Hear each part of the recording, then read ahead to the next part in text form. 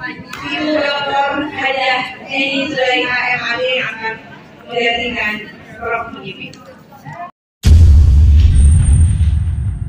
Di depan, waktu serba-serbanya adalah terbatas. Serba-serbanya adalah terbatas. Kami masih anak.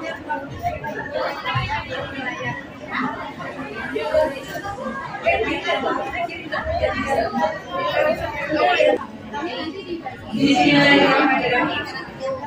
Sunatullah kesuksesan adalah fokus dan konsisten. Bapak Ibu guru yang berbahagia, Assalamualaikum warahmatullahi wabarakatuh.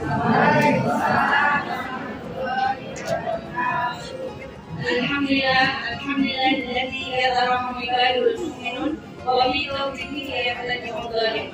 Asyhadu an la ilaha illallah wa asyhadu anna Muhammadan rasulullah. Amma ba'd.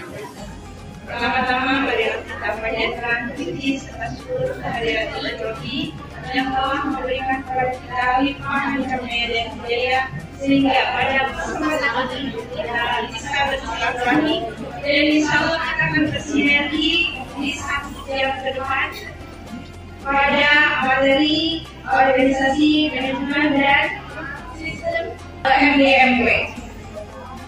Dan setelah hadir di sini juga pemateri yang mungkin ini seperti Bapak Safi, bahwa pemateri awalnya itu Prof. Mujimin Syah. Namun karena beliau sakit, jadi Ibu Dr. Hajah Eni Zulaiha MAD yang akan melihatkan Prof. Mujimin. Sekarang menjabat sebagai Ketua Prodi Ilmu Al-Quran dan Tafsir Pasca Sarjana Universitas Indonesia Bandung. Kemudian pelatih di Value Education Dewan Juri MTQ Provinsi Jabar, bidang menulis makalah ilmiah Al-Quran. Kemudian pembinaan MTQ tingkat nasional dalam KTI, karya tulis ilmiah Al-Quran dan tahfidz hadis. Sebelum materi menyampaikan materinya, ini kita tidak hanya mendengarkan saja. Bapak Ibu diharapkan bersinergi, bekerja sama dengan kami, ya. Jadi biar ada masalah dalam sinergi materi organisasi manajemen dan sistem MDMW ini. Untuk itu, tadi sudah dibagikan ya, Mas. Nah, pada itu mungkin nanti ada kerjasama Bapak Ibu dalam sinergi ini, ya Pak. Sebelumnya sudah makan semua ya Bapak. Sudah menerima makan sedikit. Ya, baik. Tentunya kalau sudah makan ya, siang-siang nanti dulu ya Bu. Karena saudara kalau pengen bawa ya makan tidurnya. Ya, baik. Kita akan berdengar dulu ya, kita lakukan dulu sebelum materi ini ditayangkan. Pernah mendengar tonji? Caca? Ya. Tonji. Ya, kan? Sekali, Bapak sekali ya, sebelum ada jemaah. Tonji. Caca. Yim. Tole. Tonji. Caca. Yim. Tole. Sekarang kan seperti ini Bu. Tonji. Caca. Yim. Tole. Tonji. Kamu apa? Yim. Tole.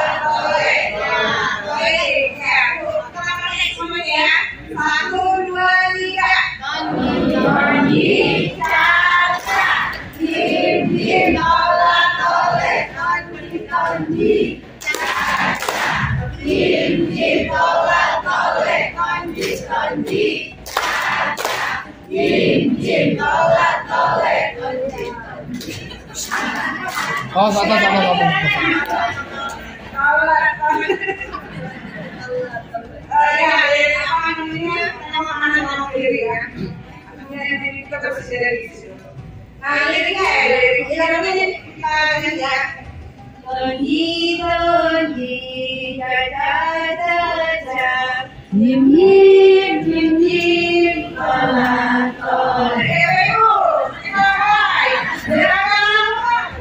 Konji, caca,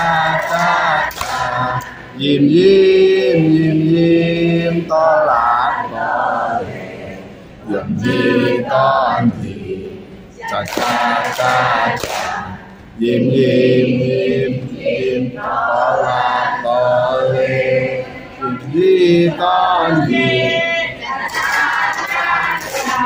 yim,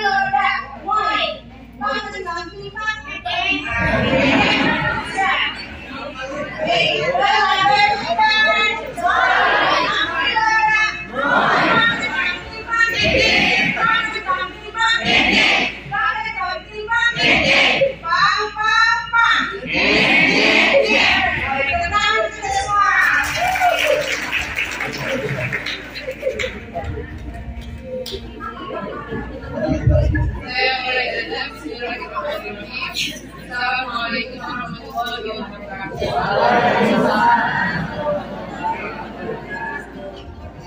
Karena saya dari kalau ini tidak bisa saya hari ini. Pokoknya saya sudah ini kalau bulan dan kita emang emang. Tapi kalau jadi langsung dari itu luar biasa. Tentunya dari ujung kepala sampai di kaki. Semoga saya sebagai berani bisa menjelaskan apa yang pernah saya pelajari dari beliau tentang bagaimana menuju MDP yang sehat dan juga kemajuan jadi mengingatkan salah satu partai. Bagaimana kita bagaimana memanage MDP menjadi sebuah wadah dan organisasi yang menjadi tempat kita hadir bersama, kemudian juga tempat kita berkembang bersama, sehingga menjadi guru yang profesional dan juga dapat berbakti pada bangsa dan negara dengan maksimal. Ini semua buatan Prof. Vivi ya, saya hanya ingin menyampaikan saja. Beliau saat ini tidak juga, ada lagi kabar mau memaksakan tapi belajar yang 10 bulan itu menyatakan bahwa dia sembuh dan saya diminta untuk berjanji. Bapak Ibu yang berbahagia, menurut Bapak Ibu, MDP bagi pendidikan masyarakat dan pengembangan karir itu sudah sejauh mana manfaatnya?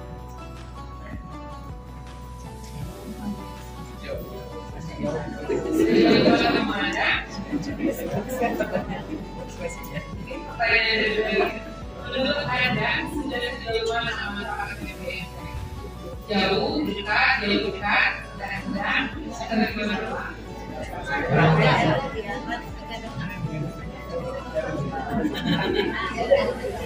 Oke, pertanyaan ini sebetulnya sudah bisa dituangkan dalam sejarah mereka dan sudah dibagikan kelompoknya. Sambil mendengarkan, sambil coba dituliskan diidentifikasi masalah yang jawab, kemudian menurut itu agar MDP yang ada di Kota Bandung ini menjadi baik. Saatnya bagaimana? Kenapa demikian? Karena MDP berfungsi maknanya sebagai wadah untuk menjalani dosen, guru, tapi juga MDP memiliki kekuatan untuk menentukan porsi.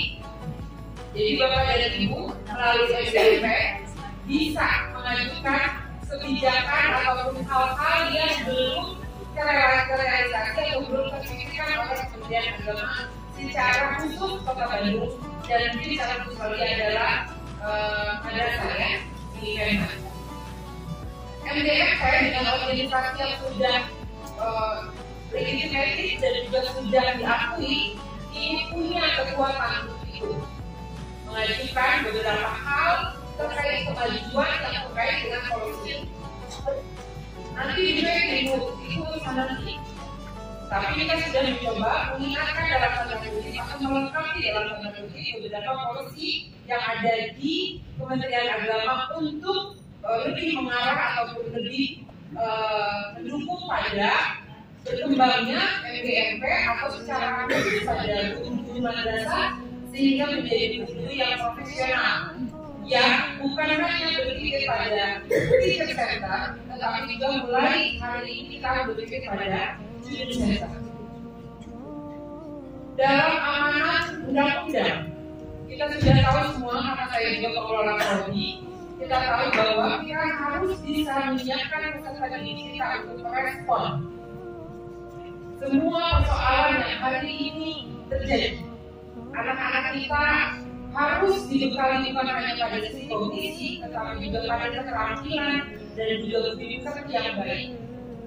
Sehingga ini menjadi tugas utama kalau saya diri sebagai dosen bagaimana cara mendesain pembelajaran agar bisa merespon 3 persoalan yang menurut kami orang-orang yang sudah dipikirkan, yaitu pada persoalan ekstremisme, pada persoalan gender equality, dan juga pada persoalan global warming. Bagaimana pembelajaran saya yang ilmu Al-Quran dan tafsir dengan mata kuliah tafsir Al-Quran misalnya harus mendesain pembelajaran kami untuk bisa mengingatkan pada peserta didik kita bahwa kita bisa merespon persoalan ini dengan cara misalnya membandingkan beberapa ayat Al-Quran yang sudah diketahui oleh masyarakat yang diduga ini menjadi problem ataupun sumber timbulnya ekstremisme, ketidakadilan gender dan juga global warming. Pengelolaan sampah bagian dari hal yang masuk pada pembelajaran pada beberapa mata kuliah di jurusan saya. Ini cerita saja. Tentu saja untuk ibu-ibu misalnya untuk bapak-bapak melalui MGMF kita bisa mencoba membuat isu-isu ataupun persoalan-persoalan yang kita hadapi dengan cara mendesain pembelajaran yang memperkaya dan juga membuat siswa kita berkembang. Salah satu contoh misalnya guru fikih bisa berkolaborasi dengan guru akidah akhlak misalnya, dengan guru Buddhis ketika pembelajaran tentang yatama, tentang anak yatim.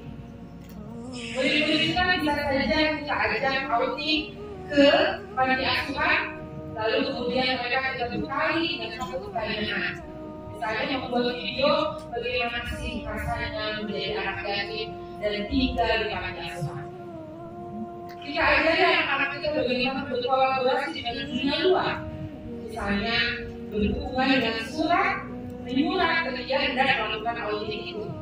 Lalu kemudian membuat video bagaimana rasanya menjadi anak yatim, tinggal di panti asuhan, dan kemudian berbagai hal yang mungkin anak-anak kita di sekolah tidak rasakan.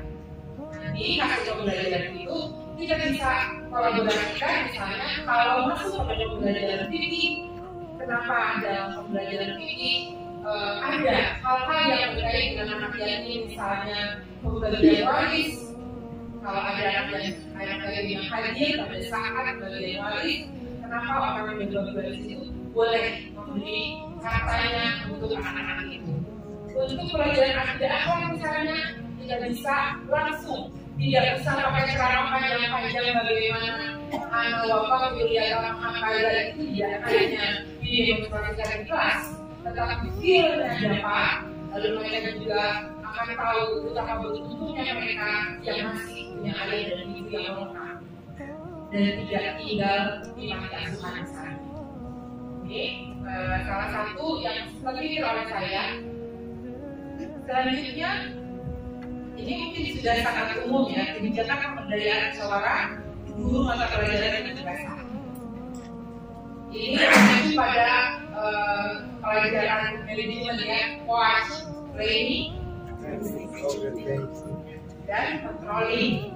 Nah ini, seorang guru melalui MGMP bisa mengkolaborasikan rencana-rencana pembelajarannya dengan guru lain, sehingga menjadi pembelajaran yang menarik. Mungkin saja satu aktivitas di luarnya ya, seperti yang saya ceritakan, tetapi ini bisa diberikan pada berbagai pembelajaran yang terkait dengan guru SPK, bagaimana cara membuat video dengan baik dan menarik misalnya itu kemudian dipresentasikan oleh anak-anak itu. Misalnya kelompok pertama kita juga untuk bertanya bagaimana perasaan mereka menjadi anak-anak yang tidak tinggal di panti asuhan.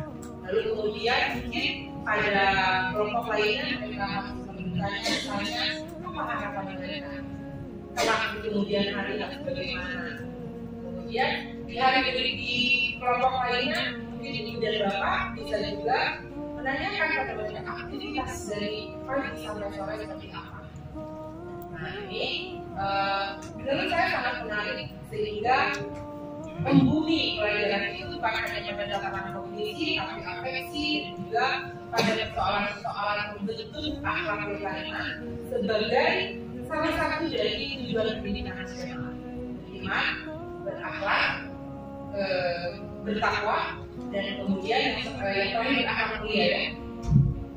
Nah, Bapak Ibu yang saya hormati, polisi ataupun kebijakan pada pemberdayaan madrasah ini sudah sering dibicarakan.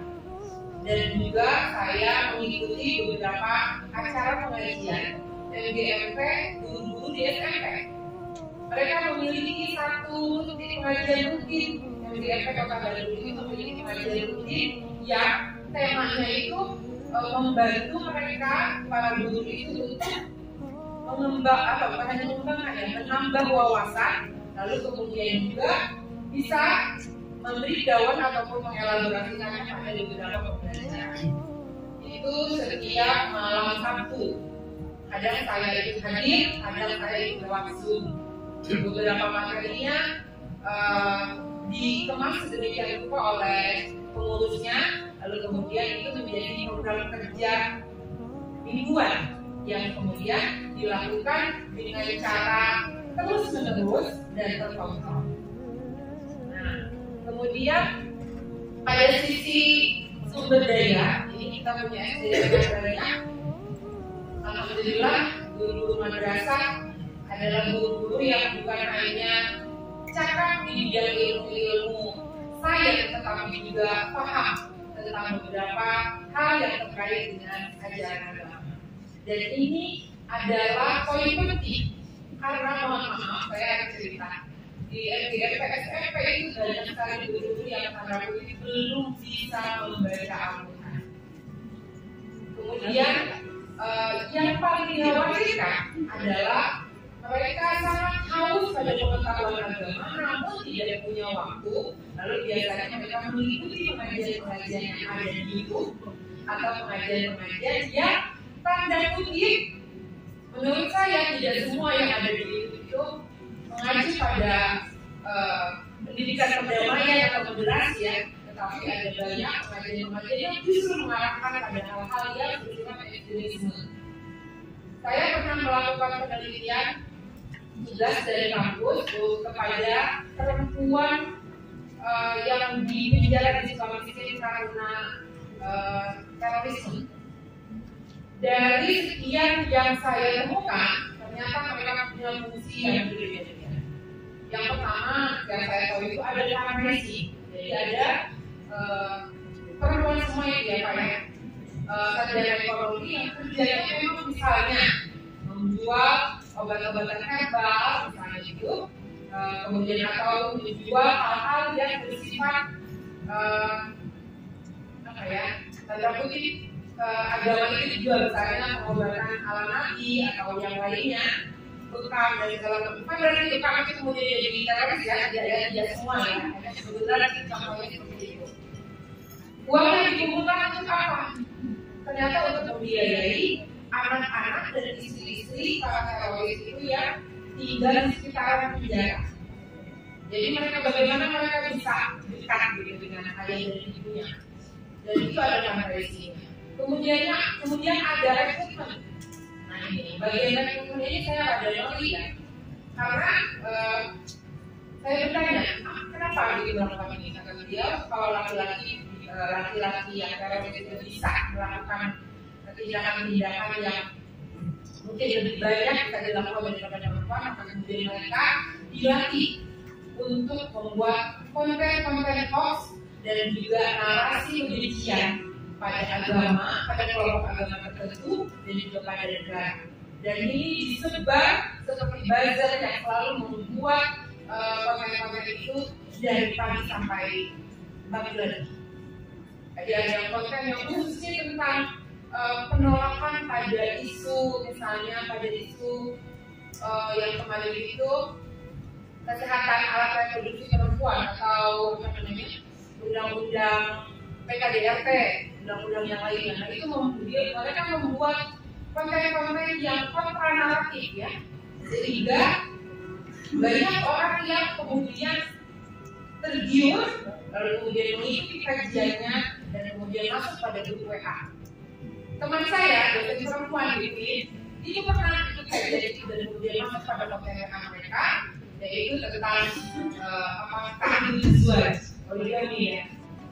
Jadi bagaimana caranya mereka mengawin-awinkan atau menjodoh-jodohkan perempuan-perempuan yang sudah dibrainstorming dengan laki-laki ya, kelompok mereka untuk siap berjihad dan mau menjadi pengantin bom. Nah, salah satu kata-kata yang saya ingat dari Imam Ahmad adalah kalau orang sudah terpapar dengan isu radikalisme cukup 2 jam mereka bisa menjadi pelaku bom dan juga menjadi bagian mereka yang siap. Ini ibu-ibu yang berbahagia, kita menjadikan menutup mata bahwa anak-anak madrasah, anak-anak mahasiswa UIN sudah banyak yang terpapar oleh isu-isu ekstremisme ini. Makanya MGF saya berharap MBMP bisa menjadi pembanding atau bisa menjadi a priori menjadi sesuatu yang berbeda yang bisa menyelamatkan anak-anak kita tidak untuk pada persoalan bullying misalnya. Ini menjadi PR panjang terkait pengelola sekolah dan juga pesantren. Betapa pesantren dan madrasah menjadi tanda kutip menakutkan, apalagi pesantren. Karena memang pemberitaan yang pesantren yang begitu sangat sedemikian rupa. Dan memang ini terjadi. Nah ini, jadi menurut saya guru-guru madrasah memiliki sumber daya yang luar biasa, kemudian juga biaya yang bisa dicari biaya itu kita bisa minta pada bantuan-bantuan rekan-rekan di luar yang bisa menghidupi ataupun membiayai organisasi kita sehingga menjadi MBMP itu kan sekedar nama, tapi juga bisa lebih banyak untuk anak-anak bangsa. Kemudian ini kegiatan intinya kalau kata Prof. ini peningkatan kompetensi guru. Sama dia juga ada meningkatkan profesionalisme dosen. Yang hari ini dosen bukan hanya mengajar, tetapi juga harus bisa menulis jurnal, administrasi, kenaikan pangkat yang dibuat sendiri dan segala macam. Kalau dipikirkan puyeng, tapi kalau dijalani, oke. Kalau misalnya ini bukan apa berat, kali dijalani saya ada pangkatnya. Jadi kita kerjakan. Nanti ada aplikasi-aplikasi yang diberikan oleh PDDIKTI pada kami, kemudian kami prodi saya melakukan semua program bagaimana caranya menyediakan akreditasi baik program itu, kemudian menelpon beberapa mahasiswa yang sudah tidak aktif, tetapi karena mau akreditasi tidak boleh ada yang drop out, dipanggil, dicarikan dana kalau dia tidak boleh dana, dibantu bagaimana kita menyelesaikan seleksi, sehingga semua akreditasi di prodi-prodi itu sedang berusaha untuk tidak lagi pada level C, tetapi semuanya ada yang menjadi unggul. Nah, ini tentu saja Bapak Ibu perlu kolaborasi, perlu networking. Tidak bisa bekerja sendiri-sendiri, dan ini perlunya MBMP. Lalu kemudian pada implementasi berbagai kegiatan bisa dilakukan, pelatihan, penelitian, pemakarya, KTI, kualitas. Ini ada kalau saya mengurus KPP di Jawa Barat juga, jadi saya suka jadi juri di karya tulis sebelumnya di Waktu. Ini bapak yang senang menulis bisa berkolaborasi dari hasil-hasil pembelajaran yang ada di sekolah dan di diri kita, jadi karya tulis yang bisa dilombakan dan lumayan hadiahnya 60 juta, 40 juta, kita lumayan ya. Sangat lumayan. Lalu kemudian hasilnya adalah ini MBMP yang efektif. MBMP efektif itu yang seperti apa? Yang berguna, yang dimana lagi? Yang responsif. Responsif pada apa? Ada permasalahan. Kalau dalam undang-undang itu ada dunia usaha dan dunia industri. Kita bisa menyiapkan anak-anak kita bisa bersaing di dunia usaha dan di dunia industri. Ini selanjutnya mungkin harus berlanjut ya. Jadi karena kegiatan inti MBMP madrasah ini pasti sudah dilakukan, walaupun mungkin belum efisien dan belum kontinu. Artinya sudah ada sumber dayanya, sudah ada potensinya, tinggal mengefektifkan. Nah, ini kebijakan pemberdayaan MBMP tujuannya adalah berkompetensi guru madrasah yang memuaskan. Memuaskan siapa yang belum? Para pengguna. Ya, para pengguna. Para pengguna itu mitra kita, kemudian juga alumni yang bisa diterima di berbagai sekolah, dan misalnya dari Sanawiyah Negeri dia bisa masuk ke madrasah aliyah unggulan, dari madrasah aliyah unggulan atau dari madrasah aliyah bisa masuk pada universitas yang favorit. Jadi Saya pikir ini mimpi kita bersama ya. Lalu kemudian pada wilayah implementasi, yang ini kegiatan pelatihan, penelitian, secara kolaboratif, lalu berkualitas, hasilnya adalah proses belajar dilatih guru dan proses belajar dan dilatih guru yang berkualitas. Lagi-lagi yang berkualitas. Memuaskan, berkualitas, itu kita dari hijau, ini sebuah clue. Tidak kita merenung. Dan kita jadi guru yang berkualitas. Bagaimana kalau orang Allah memanggil kita dengan satu pertanyaan? Sudahkah jadi guru yang berkualitas? Saya sering bilang pada mahasiswa saya bahwa nama saya tidak banyak. Saya tidak bisa bersedekah banyak seperti orang kaya. Saya juga tidak bisa sholat khusyuk seperti para kiai. Satu hal yang ingin saya banggakan di depan teman saya ketika saya pulang adalah ketika saya mengajar, saya mengajar dengan benar. Saya tidak mau karena saya mengajar selasa 2 ya Pak ya. Jadi yang belajar itu kan terus kiai-kiai gitu ya, kemudian para kepala sekolah, bahkan juga para pejabat. Mereka seringkali mungkin saya menduga ini, jadi yang penting pada kebelah aja. Kemudian mereka biasanya dengan gaya-gaya tertentu mereka datang ke ruang prodi, lalu kemudian itu kan dari itu, finally mereka bilang keluarkan dari saya, kayak gitu ya. Bagaimana saya harus menghadapi sebagai ketua prodi, menghadapi mahasiswa atau peserta didik yang seperti ini? Dengan berbagai macam cara biasanya, kalau orangnya people pleaser kelihatannya orangnya seperti dipuji, maka saya akan puji sebentar. Kalau orang saya bilang ke sekretaris saya, mohon maaf namanya Dena, ibu mau ada keperluan, silakan bapak ini tidak ada. Jadi dia paham bahwa saya tanda kutip tidak setah sebetulnya dengan pembicaraan. Kalau orangnya suka instruksi, itu ada yang suka instruksi ya. Seharusnya begini, seharusnya begini. Nah, gimana kita cara melayaninya mahasiswa dengan gaya seperti ini kalau saya? Jadi kalau ibu mungkin ada murid yang manja, ada murid yang senang bercerita, ada murid yang berasal dari keluarga yang tidak utuh. Kita tidak bisa samakan sikap kita dan juga sikap kita pada mereka. Tinggal pilih mau merespon seperti apa. Nah, saya tahu ini juga hasil ngobrol dengan beberapa dosen.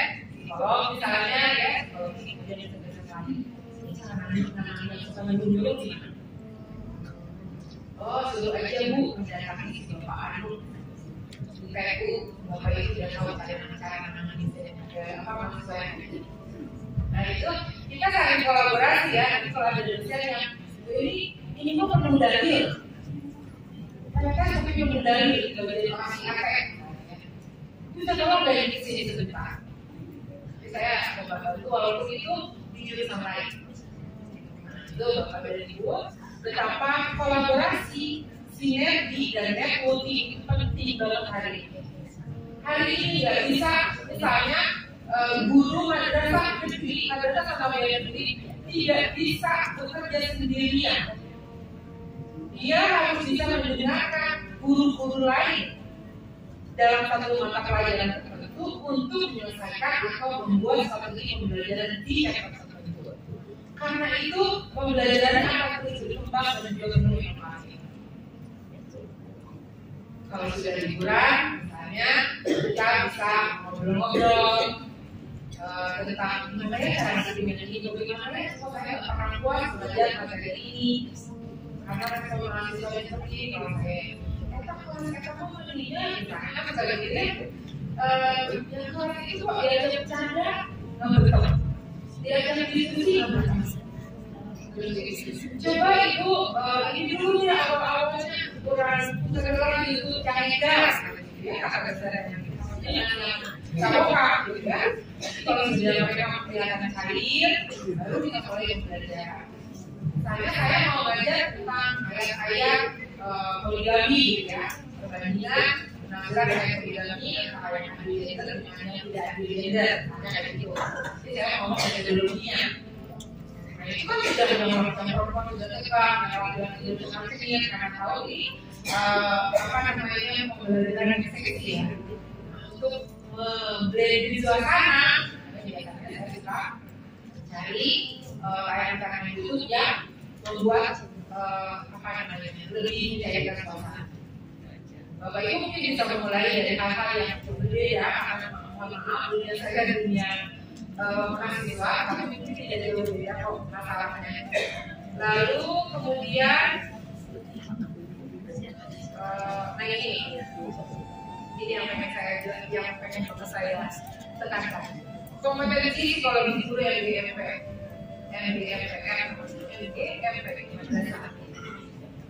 yang mungkin secara kognisi saya ingat waktunya pesantren ada satu adegan yang mungkin Bapak Ibu juga sudah tahu bahwa Al-Qawi Qadu akan meminalkan metode mengajar itu lebih utama dari materi pembelajaran. Tetapi hari ini tidak, karena materi pembelajaran sudah banyak dulu. Hari ini Al-Ustaz akan meminalkan bagaimana guru bisa mendesain menjadi pelaku penyampai materi pembelajaran dengan baik. Makanya tapi kemudian sekarang diubah lagi ya menjadi student center, yang artinya guru tidak boleh menjadikan dirinya sebagai objek, tetapi dia adalah subjek pembelajaran. Makanya sebelum melakukan pembelajaran, idealnya kita mengenal dengan baik pelajari siswa itu seperti apa di kelompok pembelajaran seperti ini atau di kelas. Kita harus bisa berkolaborasi. Nah, kemudian metode mengajar, kecakapan dan strategi cara pembelajaran, strategi dan teknik pengajaran media. Yang paling penting ini kompetensi efektif. Self konsep. Ibu, Bapak, apakah kita bersyukur ketika menjadi seorang guru? Meskipun mungkin gajinya tidak seberapa, tapi mungkin kita berdoakannya. Karena tidak ada ciumnya, mereka menguatkan diri. Tidak banyak orang yang merasa bersyukur atas nikmat yang Allah berikan. Bahwa kita hari ini menjadi guru. Ribuan orang pengen jadi guru. UI itu kalau sudah hampir 1.000 satu kali sudah. Dan itu adalah guru-guru calon guru baru yang siap bersaing dan ternyata lebih cepat dari sifat guru yang sudah agak lama. Mereka pintar di bidang teknologi, mereka lebih cakap, mereka lebih punya banyak inovasi. Ini tantangan atau ancaman? Alhamdulillah kalau saya menjawab ini adalah tantangan ya. Karena sebenarnya masalah itu terletak pada respon kita pada masalah itu, bukan pada masalahnya. Maka salah konsep yang benar bahwa kita adalah guru yang baik, yang profesional, yang terus mau belajar never to all to learn. Ini adalah salah konsep yang harus kita tanamkan. Kata guru saya, boga ilmu lain segala-galanya, boga harta lain segala-galanya, boga jabatan lain segala-galanya. Aku mau segala-galanya. Ayyukum ahsanu amala. Jika kamu merasa bahwa di bidang lain kita tidak ahli, maka ahlilah di bidang ini. Jadi guru, di mana setiap langkah kita dan cara pembelajaran kita niatkan untuk bekal kita menghadap Allah. Makanya kata guru saya resepnya niatkan pengkuli kajami. Tapi niatkan kuli kalau si Allah. Namun niatkan kuli lagi, niatkan kalau saya kuli kalikan, katanya yang bisa belikan, pengen bisa melihat itu baca, kalau dibaca capek. Karena manusia mah sok pokok, jadi sok pokok, padahal itu pokok, orang pokok. Tapi Allah mah, bagi Allah tidak ada yang gratis. Allah itu sekali Allah bisa, jadi cepat penghitungannya dan Allah tidak pernah lupa. Itu ada belajar atau ada mungkin guru yang sama saja ya, namanya manusia dan mengerti. Kita tidak bisa gelis dengan sama guru atau sama dosen, tetapi kita harus kolaborasi dan juga ini. Kalau ada gelis, misalnya saya malu sebenarnya mau dibelajar dengan dia.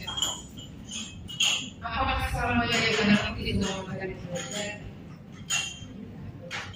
Allah menciptakan kita dengan dua telinga, dua tangan, bukan bahwa harus ada kolaborasi. Misir, bukan putih, masak, pakai kerudungnya, kolaborasi, networking, dan juga sinergi. Ini agar MBMP kita menjadi lebih baik dan suasana. Yang kedua, self-efficacy.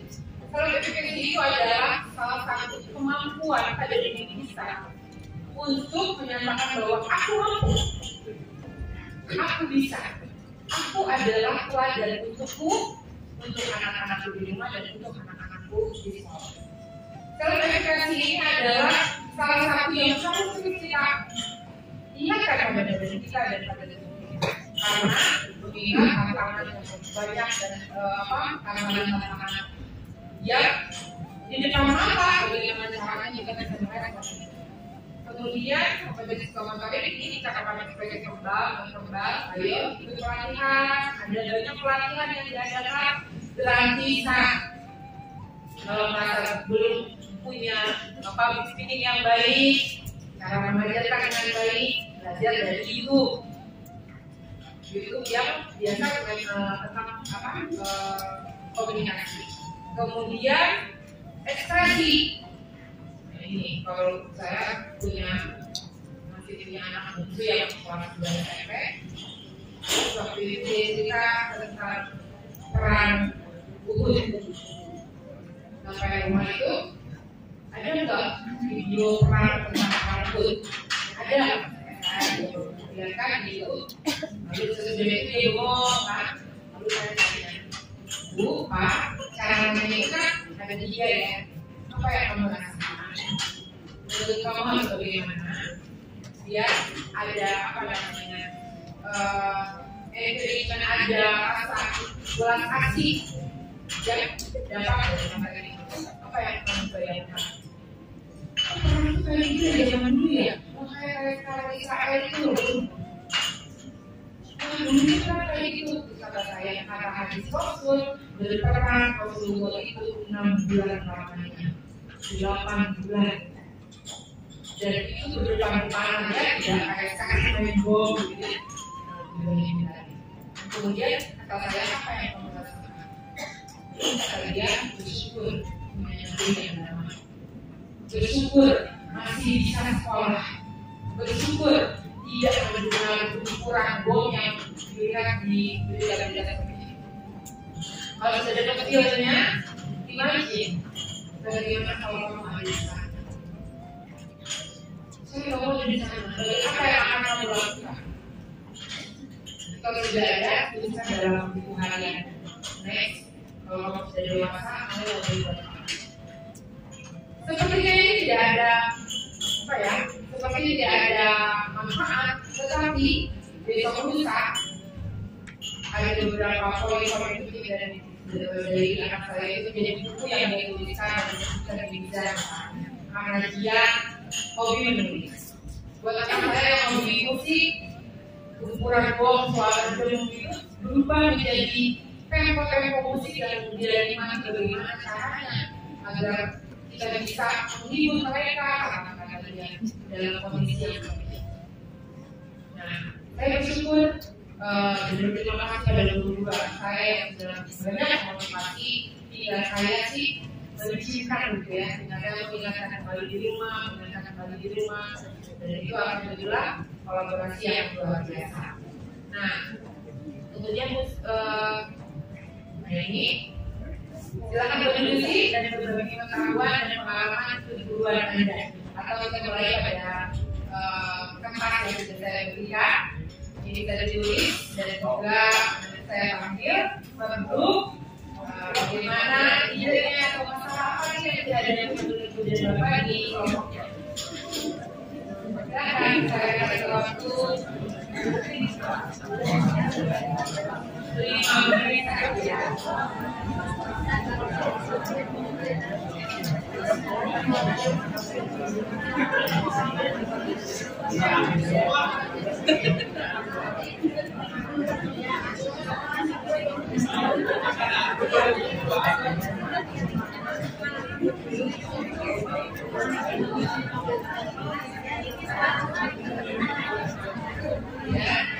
Apa masalah yang dihadapi di FGM kita, kemudian caranya seperti apa, kemudian juga solusi dengan cara beda ya. Caranya kurang sering berkumpul, berarti solusinya menyepakati bagaimana.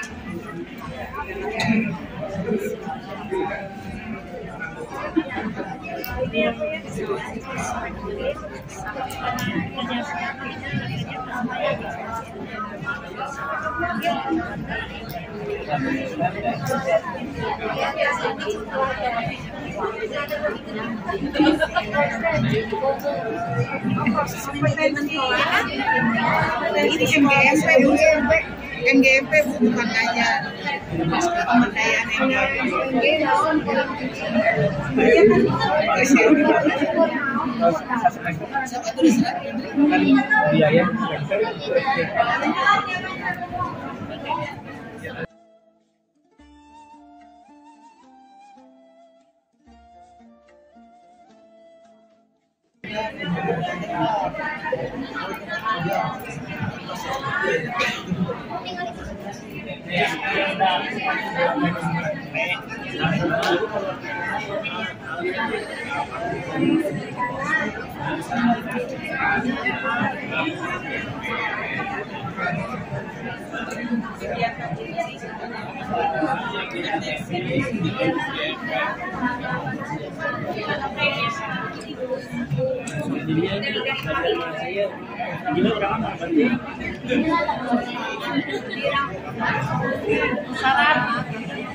saran masukan yang ini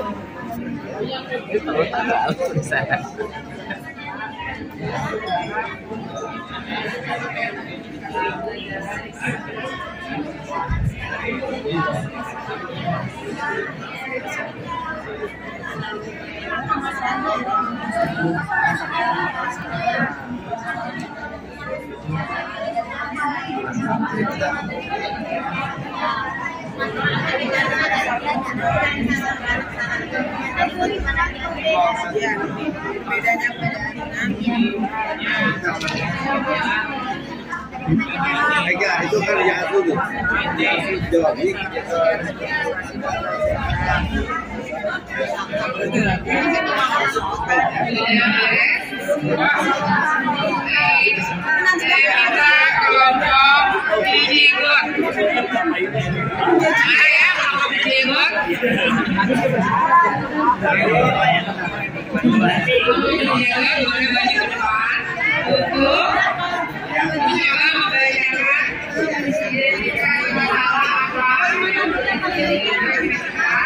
Masalah sama solusi ya Bu ya? Masalah dengan solusinya. Ya itu masalah dengan solusinya.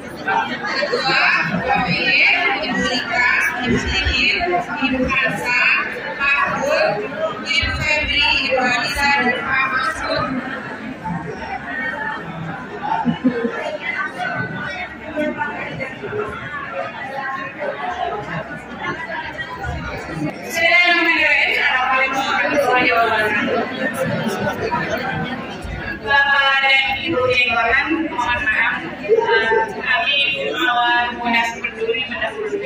Ibu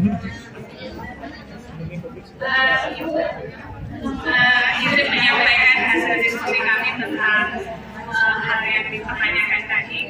Apa saja sih yang mendesak untuk segera dikembangkan di NGMG terkait dengan pemberdayaan. Yang pertama menurut kami yaitu proses manajemen. Kenapa? Karena sampai hari ini sebagaimana kita alami bersama,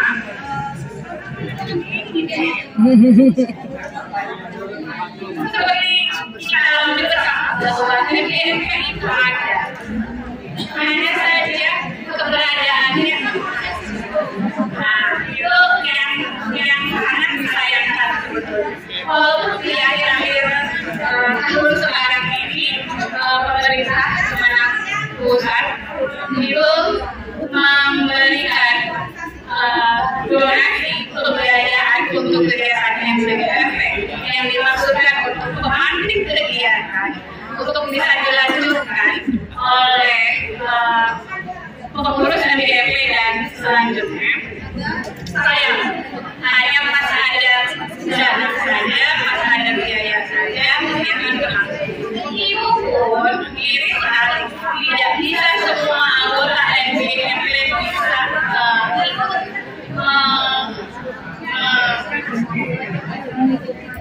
tidak bisa mengikuti kegiatan secara tuntas, dan itu sangat disayangkan. Nah, oleh karena itu yang kedua berarti di NGMG kita sebagai guru itu mengalami zona nyaman yang terlalu hemat gitu, sehingga susah untuk berkembang. Maka masalah yang kedua yang harus segera diselesaikan yaitu kompetensi psikologis, ya, hero atau motivasi dari guru untuk berkembang, untuk meningkatkan kompetensinya itu minim. Itu harus menjadi apa ya namanya, harus menjadi bagian apa namanya, fokus utama kita dalam pemberdayaan.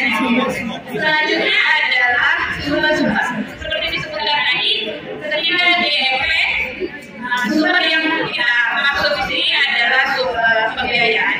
Jadi ketika ada uang akan berjalan, ketika tidak ada uang NGMG mati suri. Demikian yang kami sampaikan dari kelompok Mawar Gregori Mawar Muda Sendiri. Teman-teman, terima kasih. Assalamualaikum warahmatullahi wabarakatuh. Waalaikumsalam. Ya. Perkenalkan kami dari Guru Jekon. Jadi insya Allah di ini semuanya akan punya Jekon. Suaminya mungkin. Insya Allah. Ibu narasumber yang aspek yang mendesak untuk dikembangkan dalam NGMG di pihak kami berkesimpulan bahwa proses manajemen itu terletak dari penyempurnaan koordinasi antar guru. Koordinasi ini dilakukan dari masalah karena guru di masing-masing memiliki kesibukan masing-masing. Yang itu cukup menjadi kendala bagi NGMG. Yang selanjutnya di sumber-sumber yang seperti yang tadi bahwa itu tentang proses operasi pengajaran yang panjang agak susah jika tidak mudah mendapatkan guru dan betul ada uang makanya sebagai berjalan yang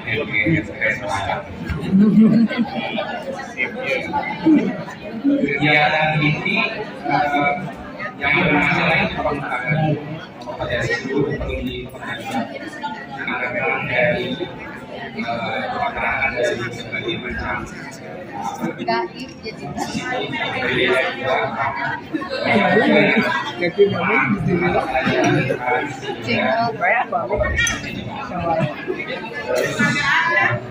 kompetensi psikologi guru yang perlu ditekankan adalah kemampuan manajemen konflik di dalam kelas, pemahaman dengan belajar yang sangat bagus.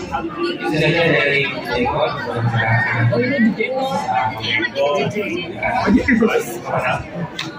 Assalamualaikum warahmatullahi wabarakatuh. Waalaikumsalam.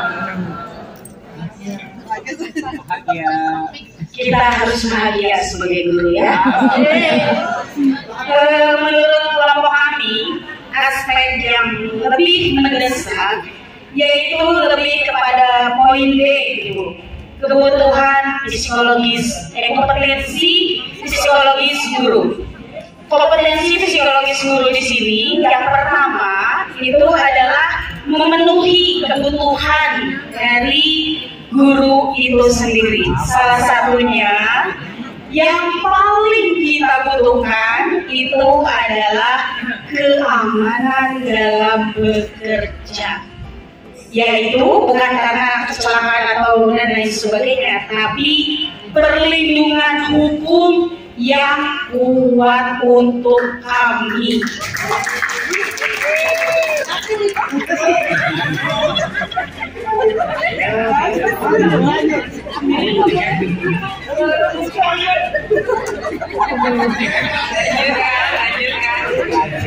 Ya, karena kompetensi psikologis guru berarti kita yang pertama itu perlindungan hukum yang kuat untuk kami, sehingga kami dalam mengeksplor di lapangan yang mana notabene kita berhadapan dengan makhluk hidup Ibu yang berbagai macam karakter, sifat, latar belakang dan lain sebagainya, sehingga dalam menindaklanjuti hal tersebut kita dinaungi payung hukum yang kuat. Jangan sampai seperti di berita-berita ya Bu ya, disuruh sholat malah dituntut 50 juta. Gitu. Jadi menurut saya kompetensi psikologi guru itu sangat penting. Yang kedua yaitu kebutuhan sosial atau lingkungan sekolah yang nyaman dan saling mendukung. Artinya di sini guru bisa bersinergi, berkolaborasi dengan sekolah, siswa, orang tua, bahkan dengan tegak lurus mungkin ke Kemenak, lalu ke tingkat yang lebih tinggi lagi. Sehingga kami guru bisa mengaktualisasikan, mengekspresikan kita ke hal positif, sehingga mungkin nanti ujungnya akan ada apresiasi mungkin dari sekolah atau bahkan tingkat yang lebih tinggi lagi. Dengan catatan guru harus bahagia dan aman nyaman. Intinya seperti Twibbon kemarin yang dari Kemenak, itu slogannya guru pembelajar bahagia mengajar. Terima kasih. Wabillahi taufiq wal hidayah. Wassalamualaikum warahmatullahi wabarakatuh.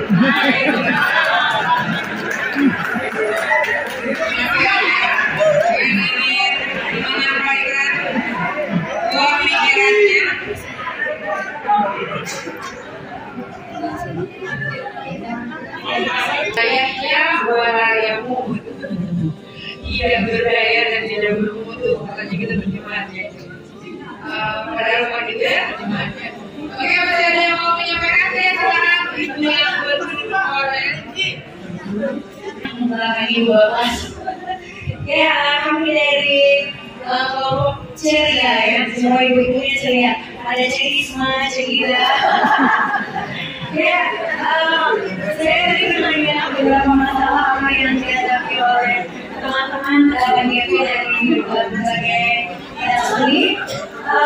MGP itu belum begitu terasa manfaatnya bagi pengembangan dari kami, karena minimnya kegiatan di MGP setelah birokrasi yang sedikit rumit, setelah kurangi intensitas pertemuan dengan guru-guru tersebut ya. Kemudian masalah selanjutnya adalah legalitas SK dan GMP yang tidak jelas, disebabkan latar pendidikan ada yang tidak linear dan tidak punya NUPTK.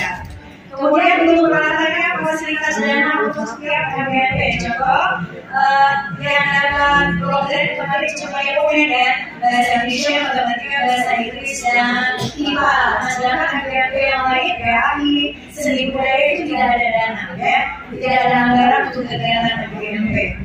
Saran dari MPMP itu anggaran itu harus standarisasi di setiap MPMP. Dibentuknya Pokja dan kepanitiaan, ada kerjasama yang solid antara stakeholder. Jadi misalnya kita mau mengadakan MPMP tapi terbentuk, kita harus mengajar, begitu Ibu. Jadi kepala sekolah yang kurang kerjasama, jadi nggak boleh dari kelas gitu ya. Nggak boleh dari awalnya kita bisa MPMP kalau tidak diizinkan. Kemudian tolong diaktifkan kembali media suara di setiap sekolah yang bisa dimanfaatkan ilmu, ya. Begitu Bu, terima kasih. Assalamualaikum warahmatullahi wabarakatuh.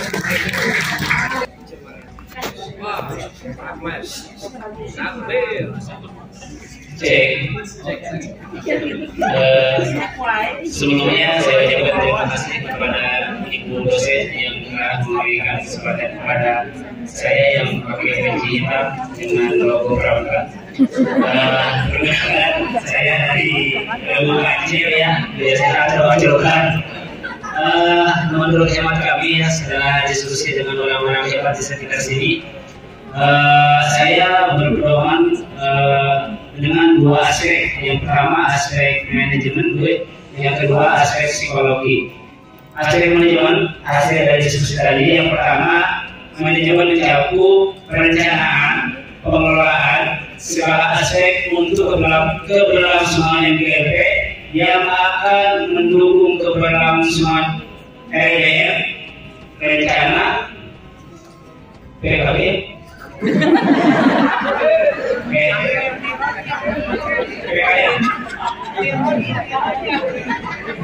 dengan kekurangan yang termanajemen baik dari pemerintahnya mungkin ya, karena kalau kami sebagai guru kan mencakup pemerintah kita akan mencoba juga kalau dari kemenangnya, makanya itu mungkin ini manajemen untuk kemenang juga, manajemen untuk kami juga, bukannya kami membela guru-guru yang kemarin juga memang MPMP ya, karena kami juga sama kurang gitu. Akan tapi ini mungkin jadi solusi untuk kita semuanya, bagaimana bisa meningkatkan kembali khususnya masing-masing ketua yang ada di MPMP tersebut. Seharusnya kami mungkin dari guru bahasa Arab ya, ada kekurangan dalam manajemen dalam MPMP tersebut.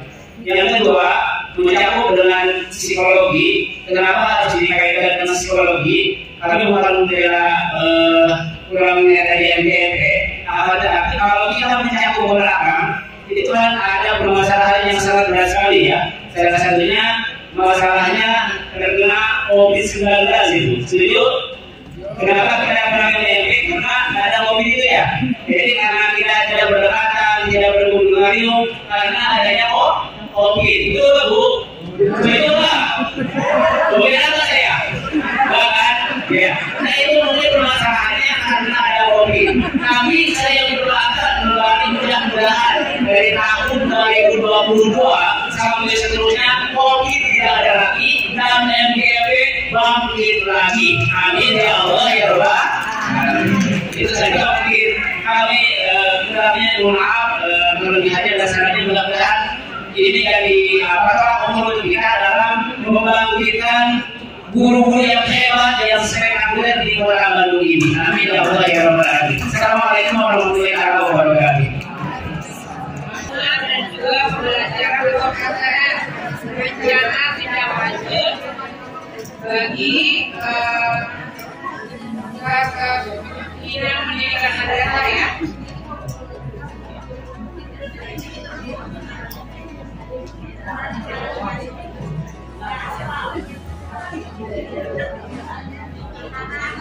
Baik Ibu dan Bapak, selamat Hari Guru ya. Kemarin saya lupa menyampaikan di awal. Semoga kita adalah guru untuk diri kita.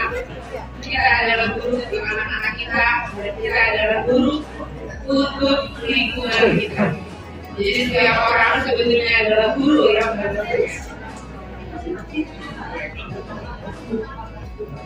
Ada hal yang mungkin nanti akan disampaikan atau ingin saya sampaikan sebelum ditutup.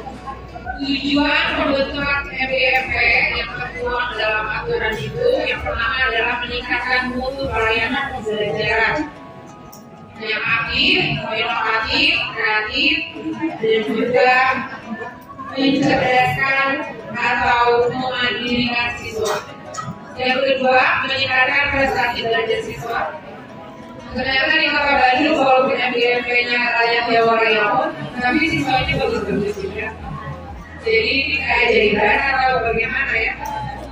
Kemudian yang ketiga, MBMP itu harus berkaitan dengan penguatan pengetahuan, keterampilan, budi pekerti dari guru dan juga siswanya. Yang terakhir, bertukar pengalaman. Ini dan menjadi umpan balik antara guru. Dari saya pertama yang kita sudah dengarkan bersama dari Bapak Ibu yang sudah menyampaikan, nanti akan dirilis kemudian ini akan menjadi poin penting, salah poin penting untuk kita mencoba kembali menghidupkan MBMP yang mungkin sedang mati suri gara-gara COVID adanya ya. Dan segera persoalan itu yang mungkin luasnya semoga tidak menjadi persoalan yang untuk mengganggu pada seluruh kegiatan-kegiatan yang ada di MBMP. Ibu dan Bapak, nanti sudah sore, mungkin saya lanjutkan. Karena waktu sudah habis, jadi mungkin tidak ada pertanyaan. Tapi semua yang dibutuhkan oleh Ibu dan Bapak akan saya sampaikan kepada Pak Masih Pendidikan Madrasah yang kebetulan satu rumah dengan saya. Jadi akan saya sampaikan agar menjadi perhatian khusus untuk MBMP. Baik, itu saja. Assalamualaikum warahmatullahi wabarakatuh.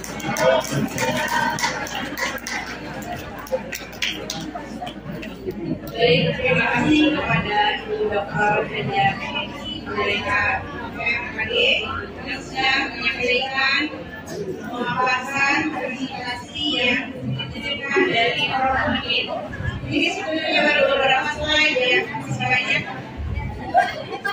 masih banyak yang sampaikan. Tapi karena waktu yang membatasi, karena tadi juga pakainya sudah tadi waktunya pakai, jadi ada tambahan. Ada 20 menit juga tidak masih sedikit ya. Tapi mudah-mudahan dengan sinergi terbaiknya Bapak Ibu tadi sudah diwakili oleh 5 orang menyampaikan ya. Jadi yang pertama itu ada dari Maulodas ya. Sebetulnya beliau itu adik kelas besar di sini itu ya. Dan untuk tadi disampaikan oleh Dr. Haja ini dijelaskan bahwa setiap kegiatan dimulai dari akhir. Setiap kegiatan dimulai dari akhir. Kenapa? Karena kita harus tahu tujuannya dulu. Ya, tadi kan tujuan yang apa? Ketika kita tahu tujuannya, kita memulai kegiatan dari akhir. Dari tujuan itu baru kita merencanakan tahapan demi tahapan. Baik, demikian untuk diskusi untuk materi organisasi kemudian manajemen dan sistemnya MBMP sudah disampaikan walaupun belum tutup ya. Insyaallah kalau mau menghubungi ya, kalau berjumpa dengan Om Pipin ada di YouTube-nya Pipin Sah. Ada di YouTube, ada di Instagram ya. Mungkin bisa nanti Bapak Ibu bisa nanti itu banyak sekali inspirasi yang beliau sampaikan. Jadi Bapak Ibu, di antara kata-kata terdapat kebijaksanaan yang kau bagikan kepada murid-murid. Selamat Hari Guru untuk Bapak Ibu guru terhebat semuanya. Demikian yang saya sampaikan. Saya Ina selaku moderator dalam acara ini. Undur diri. Billahi taufiq wal hidayah. Wassalamualaikum warahmatullahi wabarakatuh.